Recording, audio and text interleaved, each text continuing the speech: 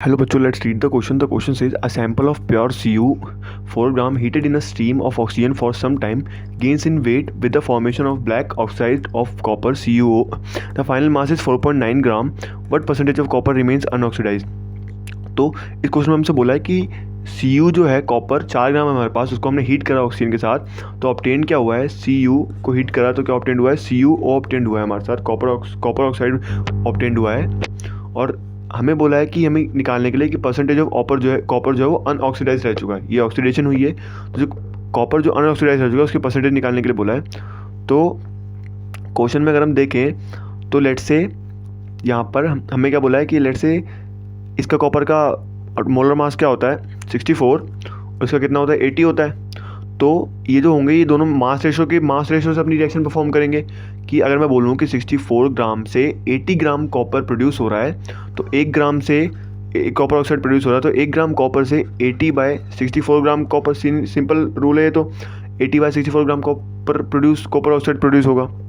तो मैं बोलूँ x ग्राम से कितना प्रोड्यूस होगा, तो 80/64 इंटू x ग्राम, इतना प्रोड्यूस होगा हमारे पास कॉपर। ये कितना है, इसकी वैल्यू क्या हो जाएगी 1.25 x ग्राम हमारे पास। अगर मैं x ग्राम कॉपर लेता हूँ तो 1.25 ग्राम कॉपर ऑक्साइड प्रोड्यूस होगा। तो इसमें मैं बोलूँ कि कितना कॉपर हमारे पास इंक्रीज़ कितना हुआ है, इन दोनों के वेट में इंक्रीज़ कितना हुआ है, तो उसको क्या करें, दोनों का वेट माइनस कर देंगे।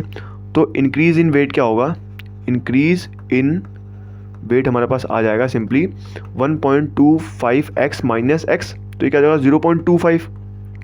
तो ये हमारे पास आ गया इंक्रीज इन वेट कितना होगा जब ये ऑक्सीडेशन रिएक्शन परफॉर्म होगी। और क्वेश्चन में ये बोल रखा है कि जब कॉपर ऑक्साइड में चेंज हो रहा है तो कॉपर का हमें मास हमारे पास कितना है 4 ग्राम है, और वो बाद में क्या हो गया 4.9 ग्राम बन गया।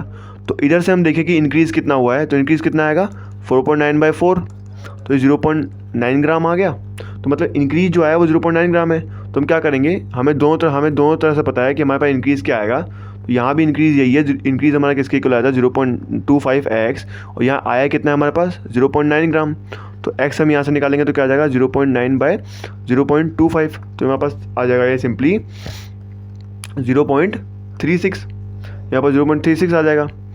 36 ग्राम क्या होगा, ये 36 वहाँ पर x की वैल्यू हमारे पास आ गई 0.36, ये फैक्टर से हमारा क्या इंक्रीज़ होगा वेट।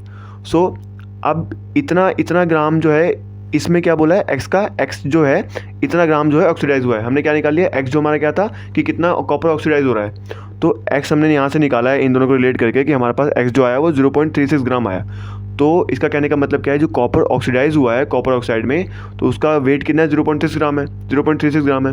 तो जो अनऑक्सीडाइज है वो कितना है 4 - 0.36 ग्राम, इतना अनऑक्सीडाइज है। तो ये कितना आ जाएगा 4 - 0.36 ग्राम, और इसका वो परसेंटेज निकालने के लिए क्या करेंगे, सिंपली 4 से डिवाइड कर देंगे और इंटू 100 कर देंगे, तो ये हमारा क्या आ जाएगा 10% आ जाएगा। ये आ जाएगा 0.04 इंटू 100/4, 10% आ जाएगा। तो option B is right answer. Hope you understood it well, best of luck.